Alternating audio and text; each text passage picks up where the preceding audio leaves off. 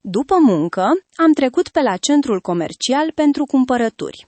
După ce am plătit la casă, mă îndreptam deja spre ieșire, când o vânzătoare în vârstă m-a oprit brusc și mi-a spus încet: "Nu ieșiți acum prin sală, mergeți prin ieșirea de serviciu, vă deschid eu ușile." Am ascultat-o, dar făcând un pas am încremenit de ceea ce am văzut. Înainte de a începe, scrieți-ne de unde ne priviți. Ne interesează foarte mult. Vă dorim o audiție plăcută a acestei povești fascinante. Marina s-a trezit în acea dimineață înaintea alarmei. Soarele de septembrie abia răzbătea prin draperiile groase, iar ea stătea deja cu ochii deschiși privind în tavan. Azi e joi, iar mâine se împlinesc 15 ani. 15 ani din ziua în care ea, într-o rochie albă cu guler de dantelă, stătea în fața lui Oleg, în mica stare civilă de la marginea orașului și spunea da. Ea a întors capul. Oleg dormea pe o parte, întors cu fața la perete. Pilota i-a lunecase de pe umăr, iar Marina s-a întins mașinal să o aranjeze, dar și-a oprit mâna la jumătatea drumului. În ultimul timp, nu-i plăcea când ea îl atingea în somn, tresărea, se trăgea la o parte. Spunea că doarme prost din cauza problemelor de la serviciu. Marina s-a ridicat încet și s-a dus la bucătărie. Parchetul vechi a scârțâit sub picioare. Știa fiecare scândură din acest apartament. Știa unde să calce ca să nu facă zgomot. Cafetiera a început să sfârâie, umplând camera cu o aromă familiară. Dincolo de fereastră se trezea orașul. Undeva jos s-a trântit ușa scării de bloc. A trecut o mașină, a lătrat câinele vecinului. Ea a scos untul din frigider, a pus pâinea pe masă. Mic dejun pentru doi, ca întotdeauna. Lui Oleg îi plăcea pâinea prăjită cu cașcaval și roșii. Ea prefera brânza de vaci cu miere. În 15 ani, aceste mărunțișuri deveniseră parte din ea însăși. În timp ce tigaia se încălzea, Marina a tăiat roșia în felii subțiri, așa cum îi plăcea lui Oleg. Nici groase, nici transparente, exact așa. El nu ceruse niciodată asta, dar ea observase încă din primul an de viață comună. Când Oleg a apărut în bucătărie, Marina își termina deja a doua cească de cafea. El a intrat din mers, încheindu-și nasturii la cămașă, cu părul încă umed după duș. "Bună dimineața!" a spus ea, zâmbind. A trecut el pe lângă ea spre cafetieră, fără măcar să o privească. Marina l-a urmărit cu privirea. Înainte o săruta dimineața. Nimic special, doar îi atingea tâmpla sau obrazul cu buzele, trecând pe lângă ea. Când a încetat asta? A încercat să-și amintească și nu a putut. Schimbările se produceau atât de treptat, încât ea aproape nu le observa. "Azi voi întârzia la serviciu," a spus Oleg, întinzând untul pe pâine. "Raportul trimestrial." "Bine, eu tocmai voiam să încep să gătesc pentru cina de mâine. Îți amintești? Mâine la noi?" "Țin minte," a întrerupt-o el. "Aniversarea." A pronunțat acest cuvânt de parcă nu însemna nimic, de parcă era doar o dată în calendar. "Mă gândeam să fac pui în sos de smântână," a spus ea, străduindu-se ca vocea să-i sune egal. "Ca atunci, la prima aniversare, îți amintești?" Oleg mesteca pâinea prăjită, uitându-se în telefon. Fă ce vrei." Marina s-a întors spre fereastră. Dincolo de sticlă, porumbeii se băteau pentru un colț de pâine pe pervazul casei vecine. După micul dejun, Oleg a plecat la serviciu. Nici măcar nu și-a luat rămas bun, doar a strigat ceva din hol în timp ce trântea ușa. Marina a auzit cum pașii lui se sting pe scări. A strâns masa, a spălat vasele, a șters fiecare farfurie până la uscare, apoi a șters aragazul, deși acesta era oricum curat. Mâinile se mișcau automat, iar gândurile erau departe. Marina a mers în sufragerie și s-a oprit la raftul cu cărți. Acolo, printre operele complete, stătea un vechi album foto în copertă de catifea. L-a scos, s-a așezat pe canapea și a deschis prima pagină. Fotografiile de la nuntă. Ea în rochia albă, cusută de o croitoreasă cunoscută, el într-un costum împrumutat de la un prieten.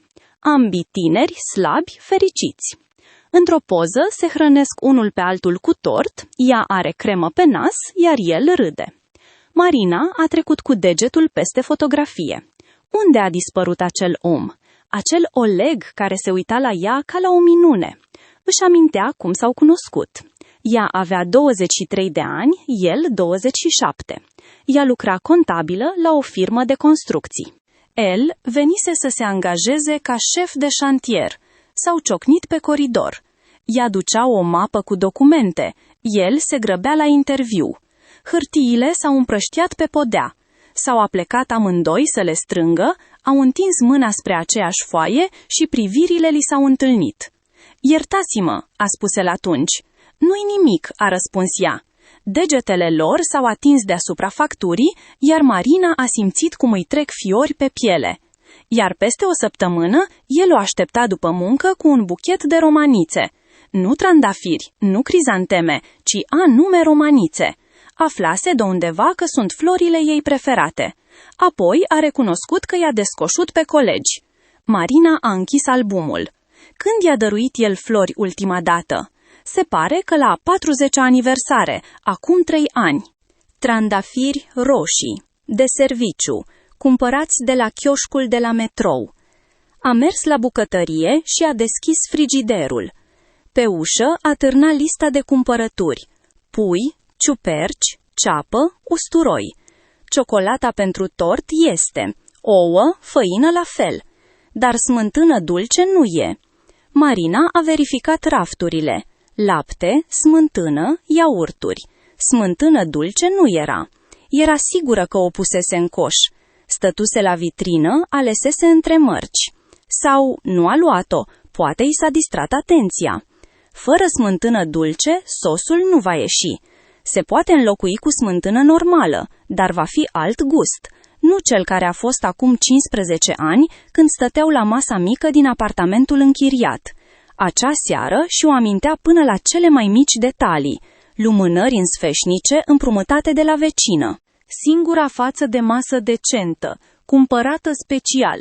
O sticlă de vin pe care o aleseseră împreună, contrazicându-se dacă roșu sau alb se potrivește mai bine la pui. Oleg a spus atunci că e cea mai bună cină din viața lui. Ea încurcase zahărul cu sarea în tort și totuși l-au mâncat până la ultima firimitură râzând. Nu-i nimic, a spus atunci Oleg, măcar vom avea ce să ne amintim.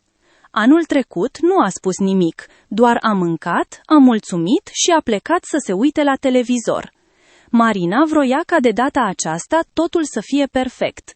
Poate, dacă va găti exact ca atunci, același sos, aceleași lumânări, ceva se va întoarce. S-a uitat la ceas. 10:30.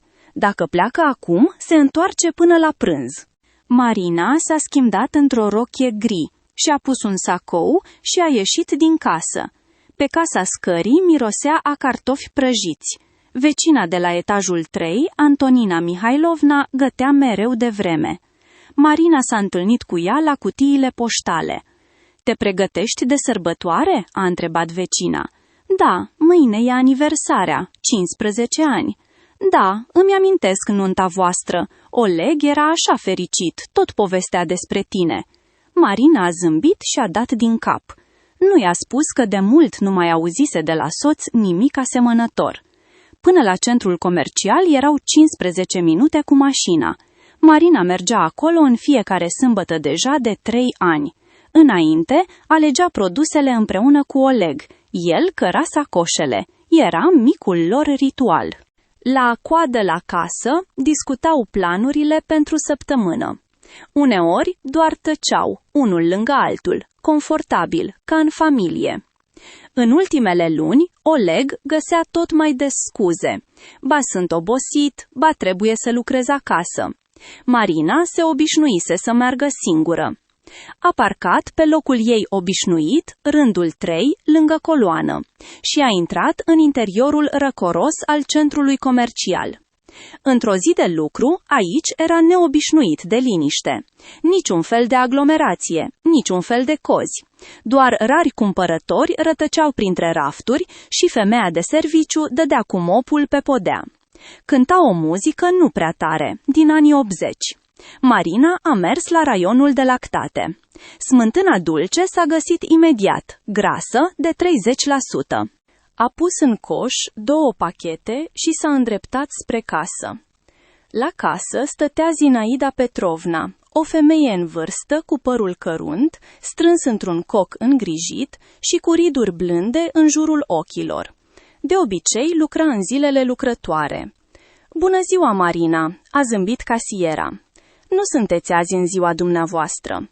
"Bună ziua! Am uitat să cumpăr smântână dulce. Mâine e aniversarea. Pregătesc o cină festivă." "Felicitări! Câți ani împreună?" 15. "O dată frumoasă, serioasă. Noi cu Vasilie Andreevici al meu am trăit 47. Dumnezeu să-l odihnească." "Condoleanțe," a spus încet Marina. "Mulțumesc, draga mea. De 3 ani deja sunt singură. Dimineața mă trezesc, întind mâna și acolo e gol." Zinaida Petrovna a marcat smântâna. Marina a atins cardul de terminal. "Vremea e frumoasă," a spus casiera. "Dar au promis ploaie?" "Da, meteorologii au greșit." Marina luase deja punga și se pregătea să plece, când Zinaida Petrovna s-a aplecat brusc spre ea peste banda rulantă. Fața i s-a schimbat, a dispărut zâmbetul blând, a apărut ceva tensionat. "Draga mea," a spus ea încet, aproape în șoaptă, "nu ieși prin sală, mergi prin ieșirea de serviciu, îți deschid eu." Marina s-a pierdut, punga din mâna ei s-a legănat. "Ce? De ce?" "Doar ascultă-mă, te rog, nu întreba acum." În ochii femeii în vârstă era o îngrijorare sinceră, maternă, pe care Marina o văzuse cândva la propria mamă. "Bine," a spus ea. Zinaida Petrovna s-a ridicat de la casă și a făcut semn unei colege. "Lenocica, ținem locul 1 minut." Apoi a condus-o pe Marina pe lângă rafturile cu produse chimice, printr-o ușă cu plăcuta doar pentru personal, într-un coridor îngust, luminat de lămpi slabe. "Înainte și la dreapta," a spus ea. "Acolo e ieșirea în curte. Ușa e deschisă. Doar mergi în liniște." "Zinaida Petrovna, ce se întâmplă? Mă speriați." Dar casiera doar a clătinat din cap. În ochii ei a sclipit ceva, fie milă, fie compasiune. "Du-te, draga mea, o să înțelegi mai târziu și ține-te tare." Și s-a întors în sală. Marina stătea singură în coridor. Sub picioare era un linoleu tocit cu picățele gri verzui. Mirosea a clor și a ceva acru. Duduiau instalațiile frigorice din spatele peretelui. Un loc ciudat, străin. Inima îi bătea mai repede decât de obicei. Marina a strâns punga la piept și a făcut câțiva pași înainte. Ce înseamnă toate astea? Poate s-a întâmplat ceva în sală. A mai mers puțin și brusc a auzit voci. Undeva în dreapta, în spatele unei uși întredeschise cu plăcuta cameră de odihnă. Un râs de femeie, tânăr, plin de sine, și o voce de bărbat, drept răspuns, joasă, calmă, cunoscută. Marina a încremenit, picioarele i s-au lipit de podea. "Facem totul," spunea femeia. "Ea va veni, ca de obicei sâmbătă, doar îi știu programul, în fiecare săptămână e la fel." "Și mai departe?" a întrebat bărbatul. Marina a încetat să respire. Această voce, aceste intonații, le auzise în fiecare zi timp de 15 ani. "Îi voi strecura în geantă o brățară de la bijuterii, în timp ce ea va alege iaurturile. Paza o va opri la ieșire. Acolo sunt camere, vor înregistra totul. Iar dacă nu o găsesc, o vor găsi. Voi urmări eu, iar apoi furt, poliție, cazier. Cu un cazier nu va primi nimic la divorț și apartamentul îl vei lua." "Deșteapta mea." Bărbatul a râs și acest râs a lovit-o pe Marina direct în inimă. "De mult trebuia să scap de ea. M-am săturat. Nu mai am putere să rabd. În curând vom trăi normal." Marina și-a dus mâna la gură ca să nu țipe. Punga i-a alunecat dintre degete și a căzut moale pe podea. Era vocea lui Oleg, a soțului ei, omul cu care trăise 15 ani, omul pentru care se pregătea să gătească cina festivă. Stătea neputincioasă să se miște. Picioarele i s-au înmuiat, în urechi îi vuia. Coridorul s-a clătinat. Vocile continuau să răsune. Ei discutau detaliile, râdeau, dar Marina nu mai auzea cuvintele, doar un vuiet, ca și cum s-ar fi scufundat sub apă. Apoi ceva a făcut click în cap. Instinctul, trebuie să plece. Încet, neobservată. Marina s-a aplecat, a ridicat punga. Mâinile-i tremurau, a făcut un pas înapoi, străduindu-se să nu scârție cu linoleumul. Încă unul. S-a întors și a mers spre ieșire, înainte și la dreapta. Ușa grea a cedat ușor. A ieșit în curtea inundată de soarele de septembrie. Tomberoane de gunoi, o dubă de serviciu, un gard de beton. Mirosea a benzină și a frunze putrezite. Marina mergea spre mașină, nesimțindu-și picioarele, ca un robot. A ocolit clădirea, a găsit mașina lângă coloană, s-a așezat la volan și a pus mâinile pe volan. Punga cu smântână stătea alături, atât de ridicolă, atât de inutilă. Acum nu plângea. Lacrimile nu veneau. Era doar o amorțeală ciudată, ca după o injecție la dentist. De parcă emoțiile s-ar fi oprit pentru a o proteja de durerea care va veni mai târziu. Marina a pornit mașina și a ieșit din parcare. La radio a început un cântec despre dragoste. L-a oprit dintr-o mișcare. Liniștea era mai bună. 15 ani. 15 ani fusese alături de un om care tocmai spusese: "M-am săturat, nu mai am putere să rabd." Și râdea cu o oarecare femeie, plănuind să o bage după gratii. Orașul, dincolo de geam, părea străin.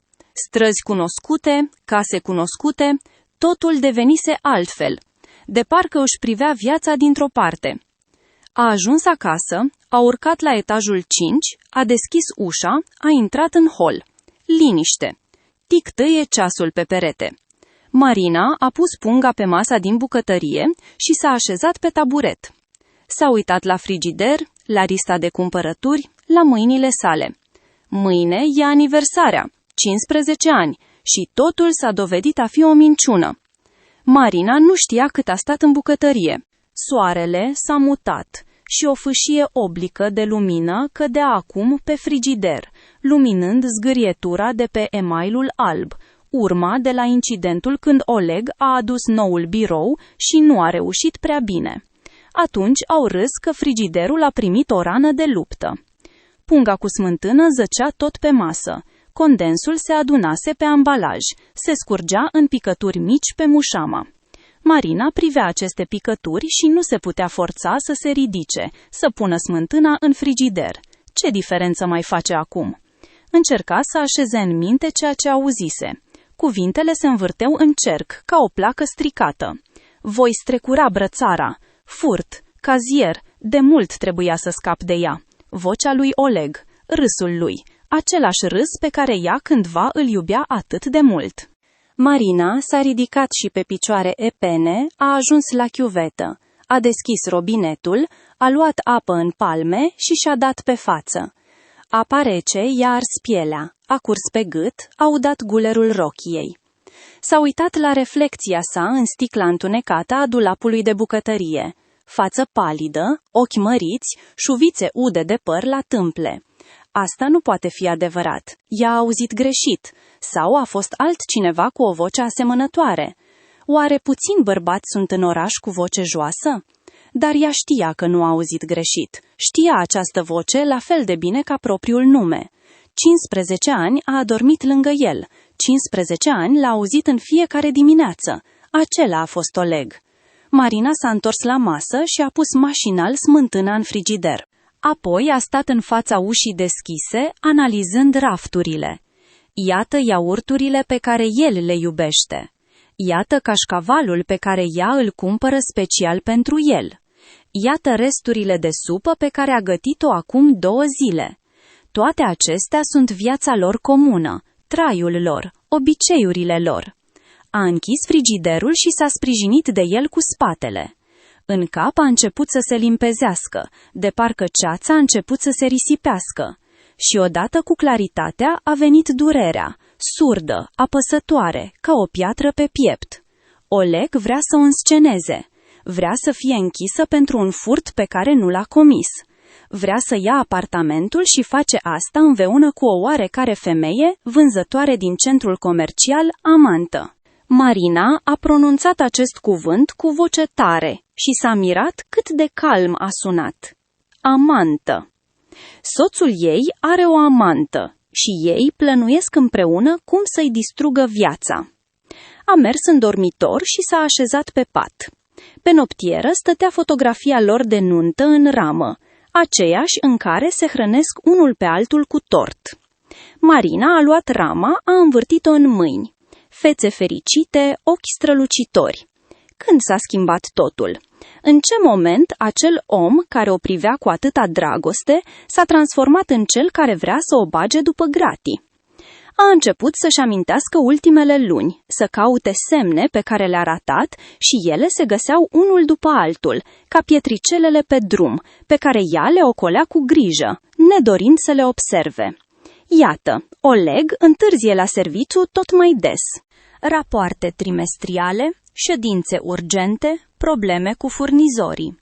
Ea credea, nu întreba prea multe. O soție bună nu trebuie să organizeze interogatorii. Iată, el se întoarce acasă și merge imediat la duș. Înainte, mai întâi o săruta, îi povestea despre ziua lui. Acum trece tăcut pe lângă, în baie, 20 de minute sub apă. Ea credea că el obosește și vrea să spele de pe el ziua de muncă. Iată telefonul, pe care a început să-l poarte cu el peste tot. Înainte îl lăsa în bucătărie când mergea la duș, pe noptieră când se culca. Acum nu-l lasă din mână. I-a observat, dar s-a convins că e din cauza serviciului. Iată mirosul. Și a amintit brusc, de câteva ori a mirosit de la el a ceva străin. Nici a apa lui de colonie, nici a detergentul cu care ea îi spăla cămășile, a ceva floral, dulce. Ea a pus pe seama faptului că la birou vreo femeie l-ar fi putut atinge întâmplător. Marina a strâns rama atât de tare încât i s-au albit degetele. Cât s-a mințit pe sine, cât a închis ochii, nedorind să vadă evidentul. A pus fotografia înapoi pe noptieră, cu fața în jos. Nu mai putea să privească la acele fețe fericite. Ceasul arăta ora 2 după amiază. Oleg se va întoarce seara, ca de obicei, se va așeza să cineze, se va uita la televizor, se va culca. Iar sâmbătă, ea va merge la magazin și o oarecare femeie îi va arunca în geantă brățara și viața ei va fi distrusă. Marina s-a ridicat și s-a plimbat prin cameră. Trebuie să facă ceva. Nu poate doar să stea și să aștepte. Dar ce? Ce poate face? Să-l sune pe Oleg? Să-i spună că știe totul? Și ce urmează? El va nega, va minți, va inventa un nou plan sau pur și simplu va pleca, își va lua lucrurile și ea va rămâne cu nimic, fără soț, fără dovezi, cu inima frântă. Să meargă la poliție? Și ce le va spune? Că a tras cu urechea la o discuție în magazin a unui magazin? Niciun fel de dovezi, niciun fel de martori.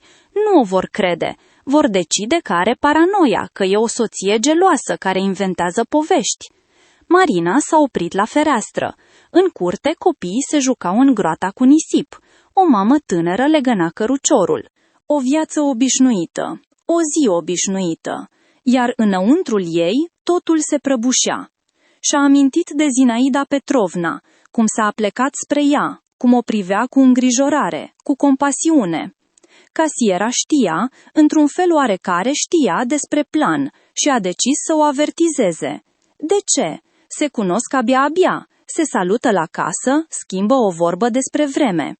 Dar Zinaida Petrovna nu a tăcut și-a riscat locul de muncă, posibil s-a pus pe sine în pericol. Pentru ce? Pentru o femeie pe care o vede o dată pe săptămână. Marina a simțit un nod în gât.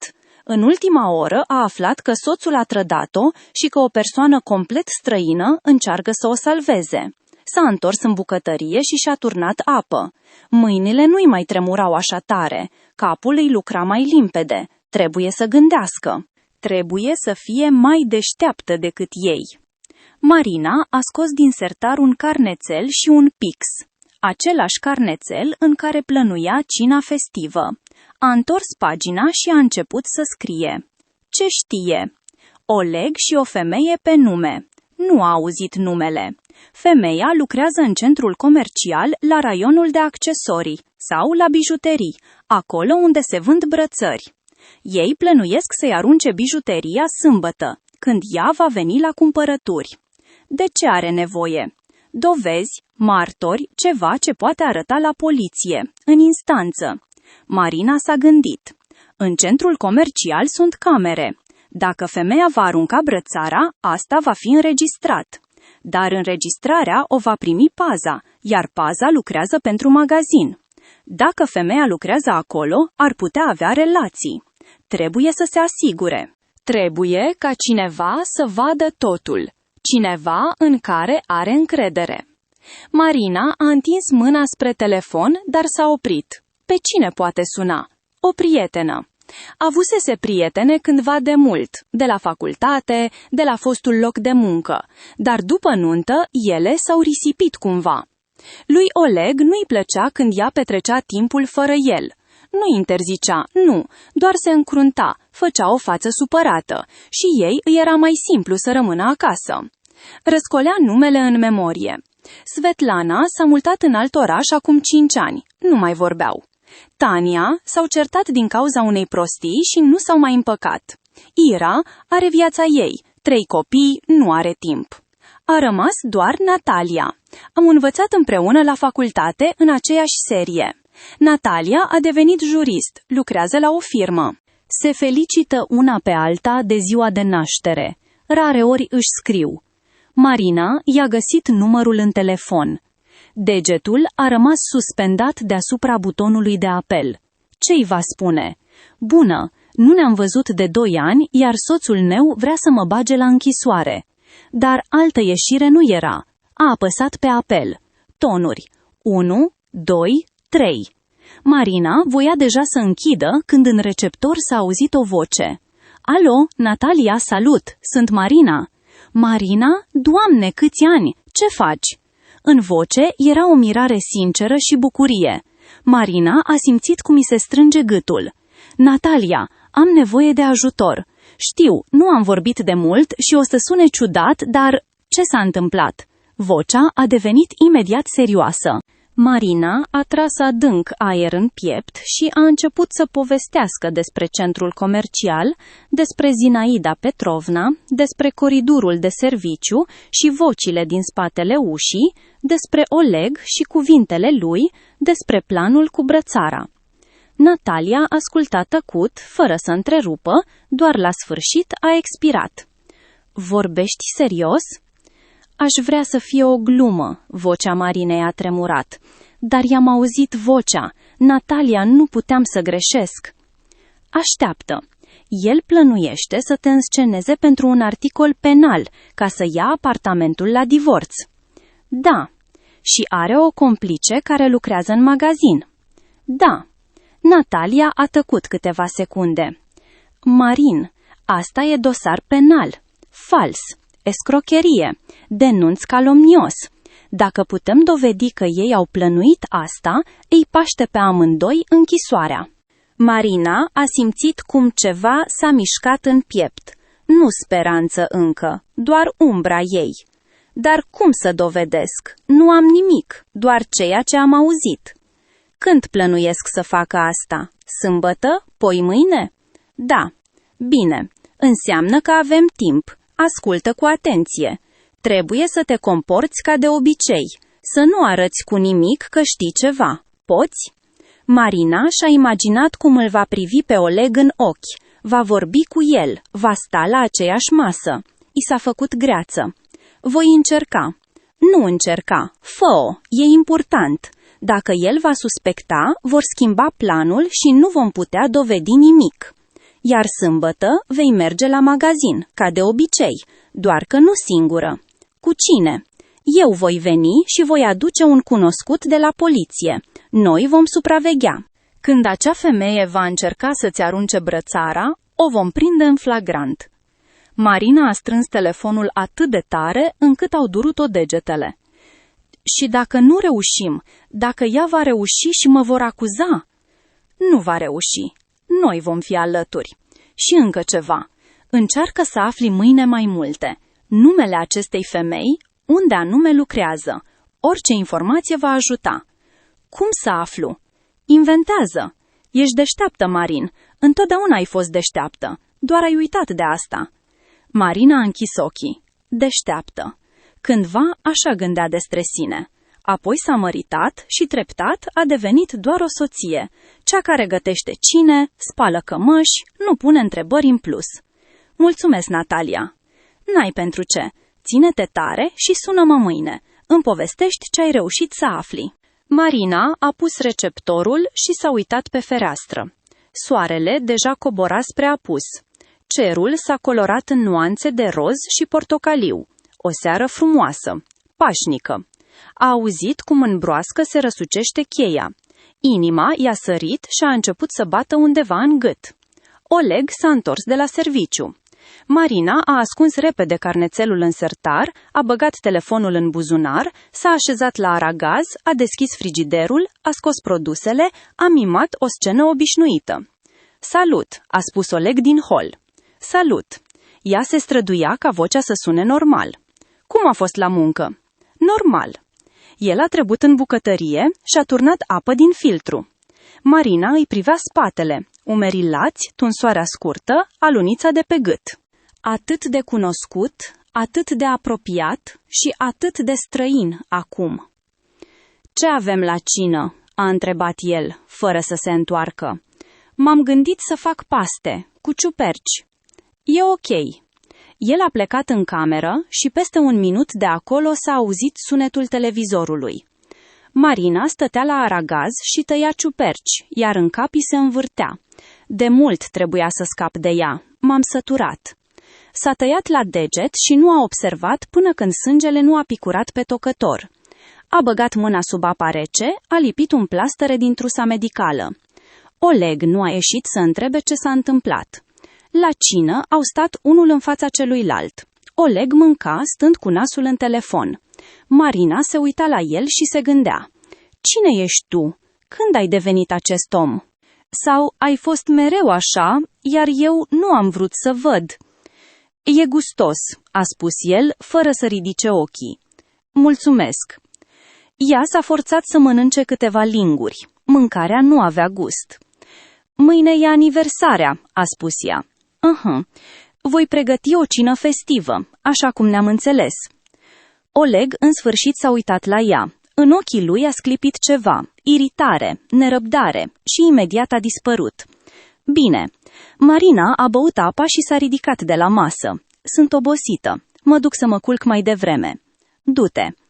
Ea a plecat în dormitor și s-a întins pe pat fără să se dezbrace. Auzea cum Oleg se uită la televizor, cum merge prin apartament, cum vorbește cu cineva la telefon, încet, aproape în șoaptă. Cu ea, cu acea femeie. Marina stătea în întuneric și privea tavanul.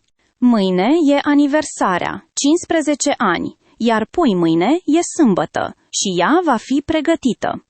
Noaptea a trecut ca prin ceață.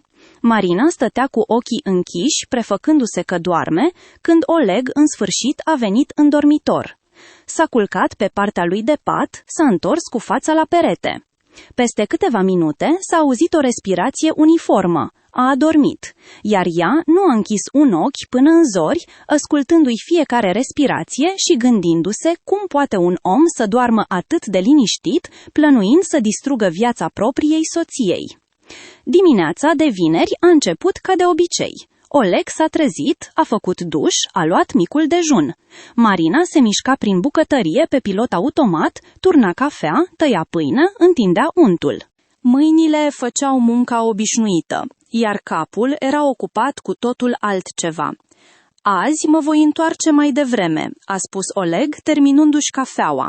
Totuși e aniversarea. Marina aproape a scăpat ceașca. El vorbește serios? După tot ce a pus la cale, are de gând să sărbătorească aniversarea? Bine, ea s-a forțat să zâmbească. Voi găti puiul tău preferat. El a plecat, iar Marina a rămas singură. Vasele mai pot aștepta. Acum are o treabă mai importantă. A scos telefonul și a format numărul Nataliei. Salut!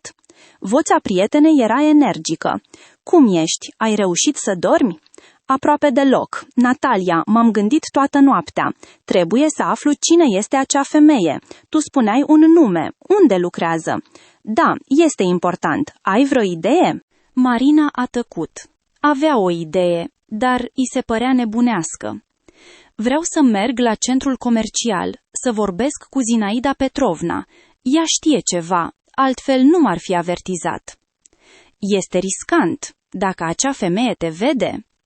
Voi fi precaută. Nu voi intra pe intrarea principală. Natalia a oftat. Bine, dar fii atentă și sună-mă imediat ce afli ceva. Marina a închis telefonul și a început să se pregătească. A îmbrăcat haine care nu ieșeau în evidență, blugi închiși la culoare, o geacă gri cu glugă. Și a strâns părul sub un batic. Din oglindă o privea o femeie necunoscută, palidă, cu cearcăne sub ochi, dar cu hotărâre în privire. Până la centrul comercial a făcut 20 de minute. A parcat nu pe locul ei obișnuit, ci în parcarea îndepărtată, la intrarea de serviciu, aceeași pe unde ieșise ieri. Ușa era încuiată. Marina a stat lângă ea, prefăcându-se că vorbește la telefon. Peste câteva minute, ușa s-a deschis și a ieșit un hamal cu cutii goale. Marina s-a strecurat rapid înăuntru, înainte ca ușa să se trântească. Coridorul cunoscut, lumina difuză, mirosul de clor, zumzetul frigiderelor. Marina a trecut pe lângă ușa cu tăblița cameră de odihnă. Acum era liniște în spatele ei. Ziua de lucru abia începuse, toți erau la locurile lor. A ajuns la ușa care ducea spre sala de vânzare și a privit cu precauție. Casele se vedeau de aici, 3 aparate la rând. La primul stătea o tânără, la al doilea nimeni, la al treilea Zinaida Petrovna. Ea stătea la locul ei, scanând cumpărăturile rarilor clienți matinali. Marina a așteptat până când coada s-a dispersat, apoi a ieșit din spatele raftului și s-a apropiat de casă. Zinaida Petrovna, a strigat-o ea încet. Casiera a ridicat capul și a încremenit. În ochii ei a tresărit spaima. Doamne, Marina, ce cauți aici? Trebuie să vorbesc cu dumneavoastră, vă rog, este foarte important. Zinaida Petrovna s-a uitat în jur și a aranjat nervos gulerul cămășii de uniformă. Așteaptă, peste 5 minute am pauză. Ieși afară la banca de lângă fântână, vin eu. Marina a dat din cap și a ieșit pe intrarea principală. A găsit banca lângă mica fântână din fața centrului comercial. Apa susura, porumbeii se plimbau pe margine. S-a așezat și a început să aștepte. Zinaida Petrovna a apărut peste 7 minute. Mergea repede, scoțându-și din mers vestea de uniformă și punând-o în geantă. S-a așezat lângă Marina și a oftat greu. Ai auzit ieri? Da, a răspuns ea fără introduceri.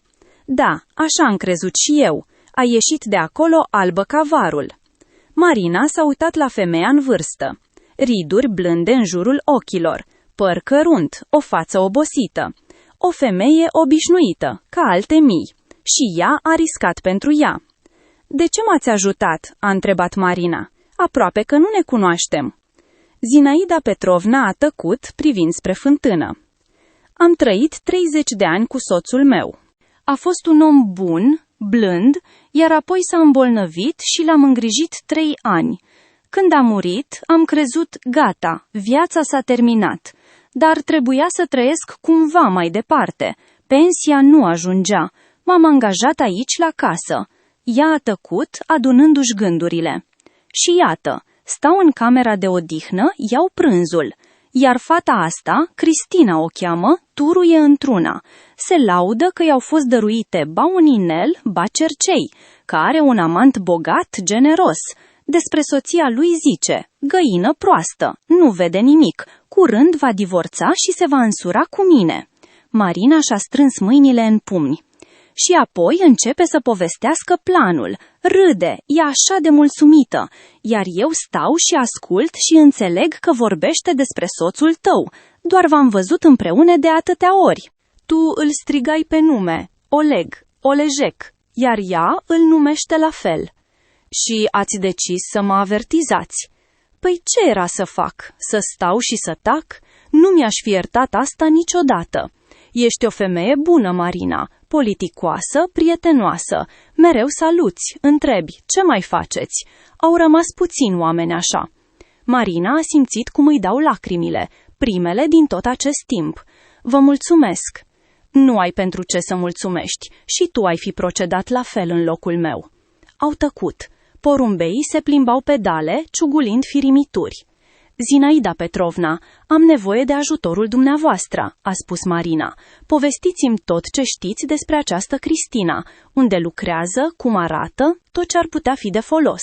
Casiera a dat din cap. Cristina Larina, 26 de ani, lucrează la raionul de bijuterii de la etajul al doilea. Înaltă, slabă, păr vopsit roșcat, foarte aprins. Unghii lungi, mereu cu vreun desen. Buzele și le dă cu roșu aprins. Nu ai cum să o ratezi. Marina memora fiecare cuvânt. Lucrează de mult acolo?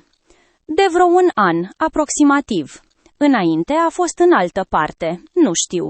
La bijuterii au luat-o pentru că are papagalul mare. Știe să vândă orice. Șefii o iubesc, mereu își face planul de vânzări.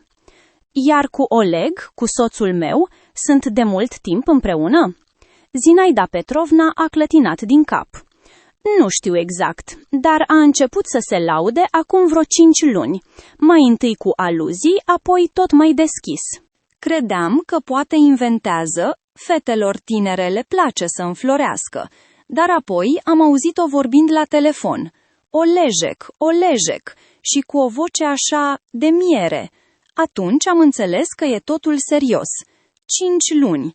Acum, o jumătate de an, Oleg a început să întârzie la serviciu. Acum, o jumătate de an, a început să-și ia telefonul cu el în baie. Totul se potrivea. A menționat unde se întâlnesc? A întrebat Marina. Odată a spus că el închiriază un apartament, undeva nu departe de centru. Ea reușește să fugă în pauza de prânz și să se întoarcă. Închiriază un apartament. Marina s-a gândit la banii pe care Oleg îi scotea din cont în fiecare lună pentru cheltuieli de serviciu, cum spunea el. Ea nu întreba niciodată pentru ce anume. Dar brățara? A spus care anume. A spus de argint cu pietricele albastre. Scumpă. A zis că o va lua de la ea din raion și ți-o va strecura ție când vei fi la lactate. Și paza știe? Nu, vai de mine, paza e cinstită, ei nu știu nimic. Cristina se bazează pe faptul că totul va trece ca un furt obișnuit. Tu vei ieși cu brățara în geantă, se va declanșa alarmă, te vor rețime. Iar mai departe, poliția, procesul verbal, cazierul. Marina a dat din cap. Planul era simplu și crud și aproape ar fi funcționat dacă nu ar fi fost această femeie în vârstă cu ochi blânzi. Zinaida Petrovna, vreau să vă mai rog ceva, a spus ea. Ar putea fi periculos și voi înțelege dacă refuzați. Spune, mâine, sâmbătă, voi veni la magazin ca de obicei, la ora mea obișnuită. Dar cu mine vor fi niște oameni, prietena mea avocată și un om din poliție. Vrem să o prindem pe Cristina în flagrant, când va încerca să-mi plaseze brățara. Casiera asculta cu atenție. Și am nevoie de un martor, cineva care să vadă totul din interior, cineva care ar putea confirma că Cristina a luat brățara din raionul ei și a mers după mine. Zinaida Petrovna a tăcut mult timp. Marina vedea cum gândește, cum cântărește. Serviciul, vârsta, riscul. O voi face, a spus ea în cele din urmă. Doar spune-mi ce trebuie. Sunteți sigură? Dacă ceva nu merge bine? Sunt sigură. Casiera s-a îndreptat și în ochii ei a apărut hotărârea. Am 63 de ani, Marina. Pensie am, copiii au crescut. Ce am de pierdut? Iar fata aia, ea crede că poate distruge viețile oamenilor și să râdă. să afle că nu totul îi va merge. Marina i-a strâns mâna. Vă mulțumesc, nu voi uita asta niciodată. Nu mulțumi înainte de vreme, hai mai bine să discutăm cum aranjăm totul. Au mai stat pe bancă încă o jumătate de oră, punând la punct detaliile. Zinaida Petrovna îi va spune Marinei când Cristina va ieși din raionul ei. Are telefon, au făcut schimb de numere. Când Cristina se va îndrepta spre raionul de lactate, casiera va trimite un mesaj. Asta le va da Marinei și oamenilor ei timp să se pregătească. Dar paza, a întrebat Marina. Mă vor opri la ieșire dacă se declanșează alarma. Voi vorbi eu cu Victor, șeful de tură. E un om normal, cinstit. Îi voi explica situația. El va ajuta. Aveți încredere în el? Ca în mine. Lucrăm umăr la umăr de 3 ani. Lui nu-i plac astfel de trucuri. Dacă află că Cristina se ocupă cu escrocherii, singur o va lua de guler. Marina a încuvințat. Planul căpăta detalii, devenea real. Ieri încă era o victimă, care nu știa ce să facă. Astăzi se pregătea să riposteze. Trebuie să plec, a spus Zinaida Petrovna, uitându-se la ceas. Se termină pauza. Pe mâine, Marina. Pe mâine. Și mulțumesc încă o dată. Casiera zâmbit cald, matern și a plecat înapoi spre centrul comercial. Marina o privea și se gândea cât de ciudat i-a aranjată viața. Omul în care avea cea mai mare încredere, soțul, s-a dovedit a fi un trădător, iar o femeie aproape necunoscută a devenit salvarea ei. A scos telefonul și a format numărul Nataliei. Notează, a spus ea când prietena a răspuns. Cristina Larina, 26 de ani, raionul de bijuterii. Păr roșcat, unghii lungi, ruj roșu, brățară de argint cu pietre albastre. Avem martor, casiera. Ea o va urmări pe Cristina și ne va avertiza. Excelent, voța Nataliei era oficială. Voi transmite informația cunoștinței mele din poliție. El va lua legătura cu secția locală pentru ca totul să fie oficial. Mâine, către ora 10 dimineața, vom fi la fața locului. Tu, vino ca de obicei. La ce ora ajungi de obicei? La ora 11. Bine, noi vom aștepta în mașină în parcare. Când vei fi la fața locului, scrie-mi. Noi vom intra după tine, iar dacă vine și Oleg, cu atât mai bine. Îi luăm pe amândoi. Marina a închis ochii. Să ia pe amândoi. Pe Oleg, soțul ei cu care a trăit 15 ani, pe care l-a iubit, pe care l-a crezut, căruia i-a gătit cina și i-a spălat cămășile. Marin, ești bine? A întrebat Natalia. Normal, mă descurc. Ești bravo, pe bune. Alta în locul tău ar fi făcut deja o criză de isterie sau ar fi căzut în depresie, dar tu acționezi. Marina a zâmbit amar. Nu am de ales. Dacă nu voi acționa, ei mă vor distruge. Nu te vor distruge. Nu vom permite. Ține-te tare, prieteno. Pe mâine. Marina a pus telefonul și s-a ridicat de pe bancă. Soarele se ridicase deja sus. Ziua promitea să fie caldă. S-a uitat la fațada centrului comercial, ușile de sticlă, afișele publicitare, oamenii care intrau și ieșeau. Un loc obișnuit, unde cumpărase alimente de atâtea ori. Mâine l-a devenit locul unde se va decide soarta ei. S-a urcat în mașină și a plecat acasă. Trebuia să se pregătească pentru seară, pentru aniversare, pentru cina cu omul care voia să o distrugă. Acasă, Marina s-a apucat metodic de gătit. Mâinile lucrau singure, tăiau puiul, curățau ciupercile, spălau verdeața. Făcea tot ceea ce planificase încă de alaltăieri când viața era normală. Doar că acum fiecare mișcare avea un alt sens. Lasă-l pe Oleg să creadă că totul merge conform planului, să o considere o găină proastă care nu vede nimic. Mâine va afla cât de mult s-a înșelat. Către ora 6 seara, cina era gata. Pui în sos de smântână, chiar cel pentru care mersese după smântână, salată, tort de ciocolată. De data asta, fără sare în loc de zahăr. Marina a aranjat masa, a pus lumânările în sfeșnice, aceleași pe care i le împrumutase cândva vecina și nu le mai luase înapoi. A scos sticla de vin, paharele înalte.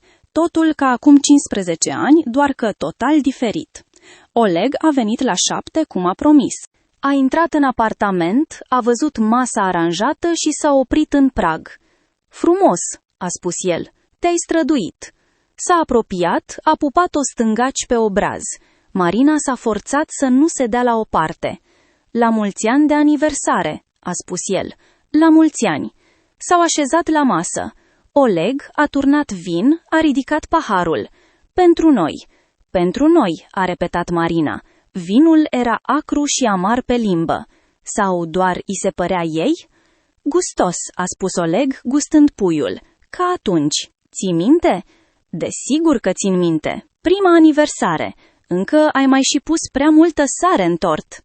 El a zâmbit. Și pentru o secundă, Marina a văzut în el omul pe care l-a iubit cândva, cel care râdea împreună cu ea de greșeala ei. De data asta nu am pus prea multă sare, a spus ea. Verificăm.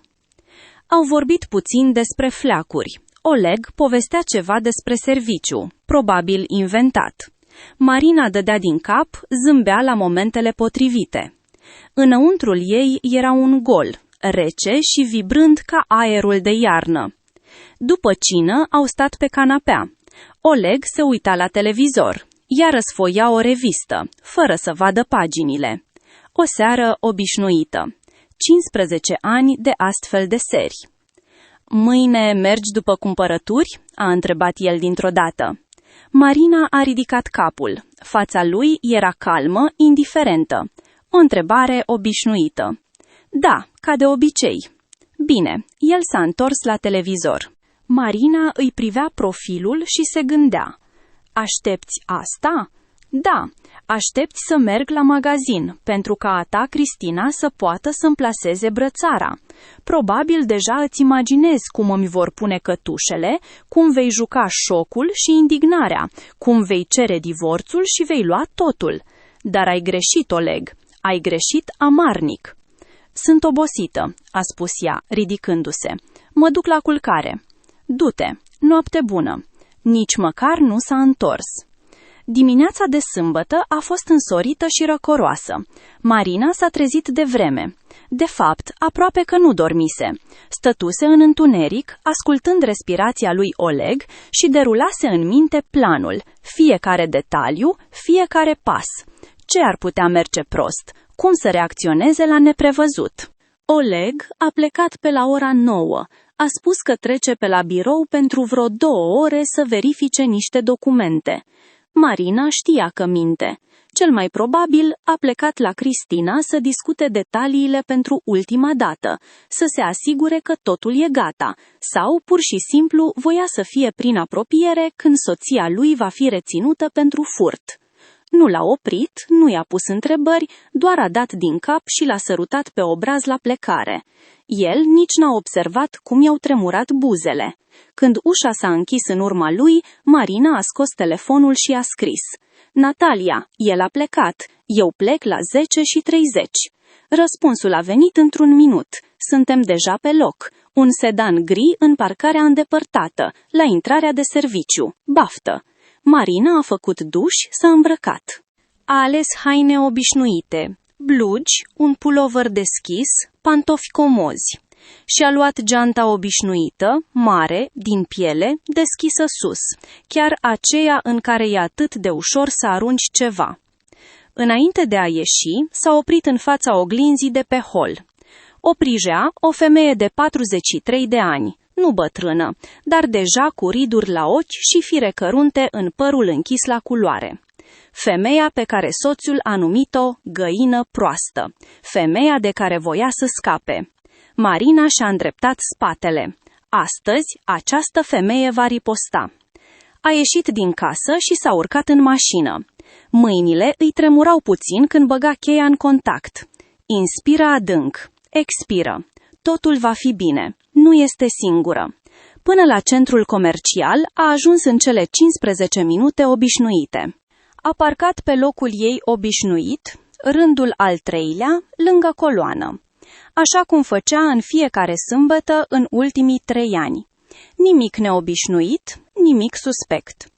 Înainte de a ieși din mașină, i-a scris Zinaidei Petrovna. Sunt pe loc. Răspunsul a venit aproape imediat. Cristina e la muncă, deocamdată stă în raion. Îți scriu când se mișcă. Marina a pus telefonul în buzunar, nu în geantă, unde l-ar fi putut vedea Cristina, și a ieșit din mașină. Centrul comercial a întâmpinat-o cu răcoarea obișnuită și muzica în surdină. Sâmbătă, aproape ora 11 dimineața. Lumea era mai multă decât în timpul săptămânii, dar încă nu era aglomerație. Marina a luat un cărucior și a pornit pe traseul ei obișnuit. Raionul de legume, pâine, băcănie. Punea produsele în cărucior, încercând să pară cât mai naturală. La raionul de lactate a întârziat, s-a oprit la vitrina cu iaurturi, a început să studieze etichetele. Inima îi bătea atât de tare, încât îi se părea că toți din jur o aud. Telefonul din buzunar a vibrat. Mesaj de la Zinaida Petrovna. A ieșit din raion. Merge spre scara rulantă. Marina i-a scris repede Nataliei. A început. Intrăm. A venit răspunsul. Marina continua să stea la iaurturi. A luat un borcanel, l-a învârtit în mâini, l-a pus înapoi. A luat altul. Acțiuni obișnuite ale unui cumpărător obișnuit. Cu coada ochiului a observat o mișcare în dreapta. O fată înaltă și slabă, cu păr roșcat aprins, mergea printre rafturi, prefăcându-se că se uită la produse. Unghii lungi cu un desen complicat, buze roșii aprinse. Cristina, exact așa cum o descrisese Zinaida Petrovna. Marina s-a forțat să nu se uite în direcția ei. Continua să aleagă iaurturile, de parcă alegerea dintre cel de căpșuni și cel de piersici era cea mai importantă decizie din viața ei. Cristina se apropia. Marina auzea tocurile ei pe gresie. Țoc, țoc, țoc. Inima i-a căzut undeva în jos. Fata s-a oprit alături la vitrina cu brânză, s-a întins după un pachet, ajungând astfel foarte aproape de Marina. Aceasta a simțit mirosul parfumului ei, dulce, grețos, sufocant. Și în acel moment a văzut. Mâna Cristinei a alunecat spre geanta ei, rapid, abil, aproape imperceptibil. Ceva a sclipit între degete. Stai! S-a auzit o voce puternică de undeva din lateral. Cristina a tresărit, s-a întors. Spre ele veneau rapid doi bărbați în civil și o femeie, Natalia. Marina și-a recunoscut prietena imediat, deși nu o văzuse de 2 ani. Ce se întâmplă? Cristina a făcut un pas în spate. Fața ei s-a albit sub stratul de fond de ten. Nu am făcut nimic. Mâinile, a spus scurt unul dintre bărbați, scoțând legitimația. Poliția, sunteți reținută sub suspiciunea de tentativă de escrocherie. Ce, ați înnebunit? Eu lucrez aici. Știm unde lucrați, a spus al doilea polițist, și știm că intenționați să-i plasați acestei femei o brățară furată. Cristina s-a uitat hăituită în jur. În jur începuseră deja să se adune oameni, cumpărători, angajați ai magazinului. Cineva filma cu telefonul. E o minciună, aproape că țipa ea. Nu am furat nimic, verificați, nu am nimic. Verificăm, a dat din cap polițistul. Deschideți mâna. Cristina a strâns pumnul, l-a lipit de piept. Nu aveți dreptul. Avem. Deschideți mâna sau vom folosi forța. Câteva secunde a stat nemișcată, apoi și-a desfăcut încet degetele. În palmă stătea brățara de argint cu pietre albastre, aceeași despre care vorbise Zinaida Petrovna. Nu e ceea ce credeți, vocea Cristinei a tremurat. Eu doar voiam să-i o arăt clientei. Destul, polițistul i-a pus cătușele. Mergem. Marina stătea și privea cum o iau pe Cristina. Picioarele i se înmuiaseră, în urechi îi vuia. S-a prins de marginea vitrinei ca să nu cadă. Marin, Natalia s-a apropiat, a luat-o de cot. Cum ești? Totul e bine? Nu știu, a răspuns ea sincer. Cred că da. Ești bravo. Totul a reușit. Marina a dat din cap. A reușit, dar acesta nu este încă sfârșitul. Oleg? A întrebat ea. El este aici. Natalia a făcut un semn undeva într-o parte. Stătea la intrare, aștepta spectacolul. Când a văzut că am reținut-o pe Cristina, a încercat să plece, dar băieții noștri l-au interceptat. Marina a întors capul. La intrarea principală stăteau alți 2 polițiști, între ei Oleg. Fața lui era albă ca varul, buzele strânse într-o linie subțire. Se uita la ea și în ochii lui era frică. Marina a mers încet spre el. Natalia a pornit în urma ei, dar s-a ținut puțin mai în spate, lăsându-i spațiu. Oleg a văzut că ea se apropie și a încercat să spună ceva. Marina, pot să explic. Ea s-a oprit la 2 pași de el. Privea la această față, cunoscută, dragă cândva, și nu simțea nimic. Nici furie, nici durere, nici măcar satisfacție. Doar un gol. Să explici? A întrebat ea. Să explici cum vroiai să mă bagi în închisoare? Cum mă numeai găină proastă? Cum râdeai cu amanta ta, plănuind să-mi iei totul? Oleg s-a albit și mai tare. Tu ai auzit? Am auzit fiecare cuvânt. El a deschis gura, a închis-o, a deschis-o din nou. Nu e ceea ce crezi, nu am vrut. Asta e tot ea, Cristina, ea m-a convins. Taci, Marina a ridicat mâna. Pur și simplu taci. Nu vreau să aud scuzele tale. Ea s-a întors spre polițiști. Luați-l. Pe Oleg l-au dus spre ieșire. În prag s-a întors, s-a uitat la ea cu rugăminte, cu disperare. Marina s-a întors cu spatele. Zinaida Petrovna a apărut lângă ea, parcă de nicăieri. A luat-o de mână, a strâns-o cu degetele calde și uscate. Totul e bine, draga mea, totul s-a terminat. Marina s-a uitat la ea și dintr-o dată a simțit cum ceva se rupe în interior. Lacrimile au izbucnit singure, fierbinți, sărate, de neoprit. Plângea, iar Zinaida Petrovna o îmbrățișa, o mângâia pe spate și îi spunea ceva liniștitor ca unui copil mic. Apoi au urmat explicațiile la poliție, declarații, procese verbale, întrebări nesfârșite. Natalia a fost alături, a ajutat, a sugerat, a urmărit ca totul să fie conform legii. Zinaida Petrovna a dat și ea declarații, a povestit tot ce auzise în camera de odihnă, tot ce știa despre planul Cristinei și al lui Oleg. Cristina a fost acuzată de tentativa de escrocherie și furt, Oleg de complicitate. Ambii au fost reținuți până la proces. Marina s-a întors acasă târziu seara. Apartamentul a întâmpinat-o cu liniște, aceeași liniște de care se temuse atât de mult după conversația auzită. Dar acum această liniște era alta, nu amenințătoare, ci eliberatoare. A trecut prin camere, aprinzând lumina. Bucătăria, unde luaseră micul dejun împreună de atâtea ori, sufrageria, unde se uitau la televizor seara, dormitorul, unde dormiseră în același pat 15 ani. Totul era la fel și totul era altfel.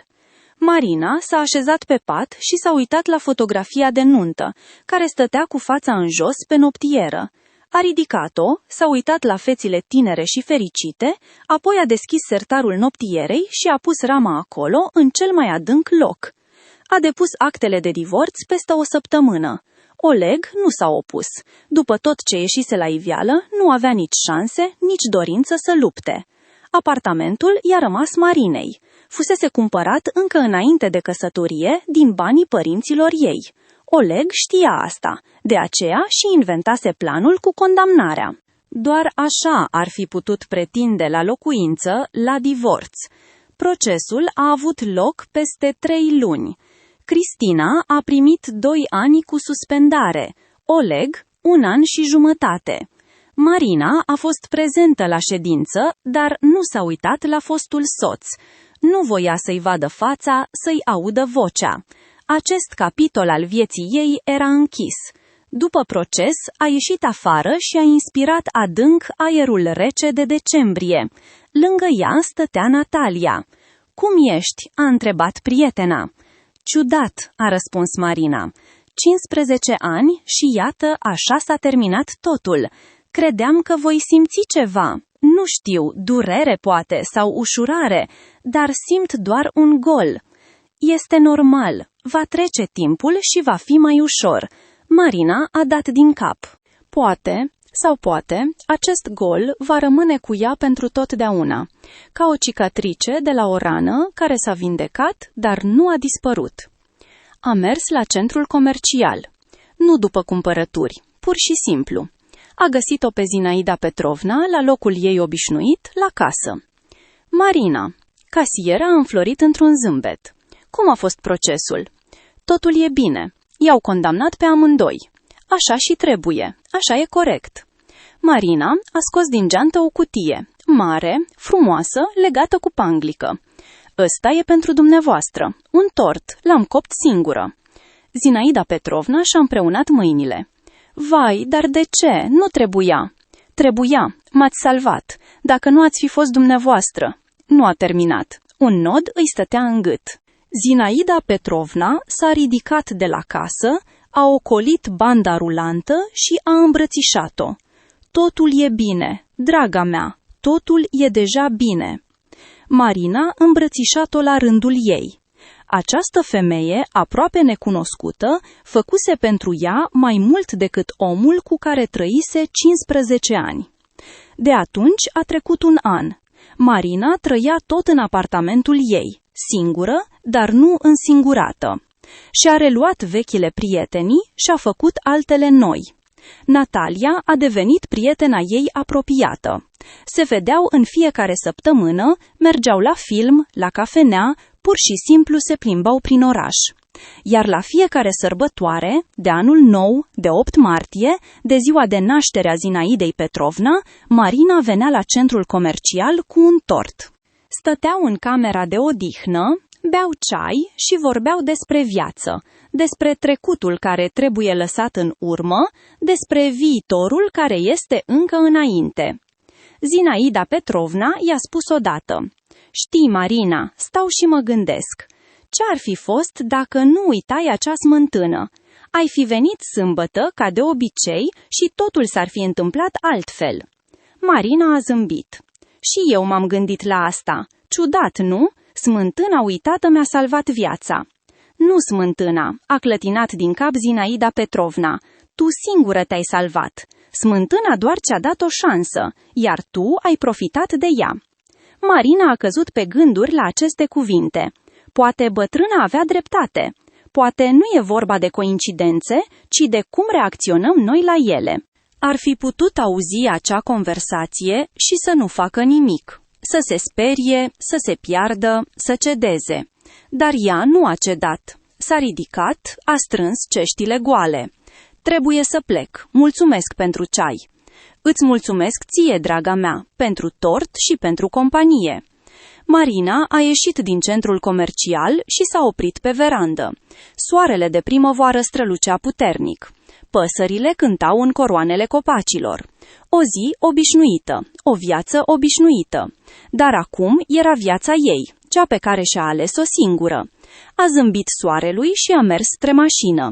Înainte era o zi întreagă plină de posibilități și ea nu avea de gând să o rateze. Mulțumesc că ați ascultat povestirea. Scrieți în comentarii ce credeți. Dacă v-a plăcut, abonați-vă la canal.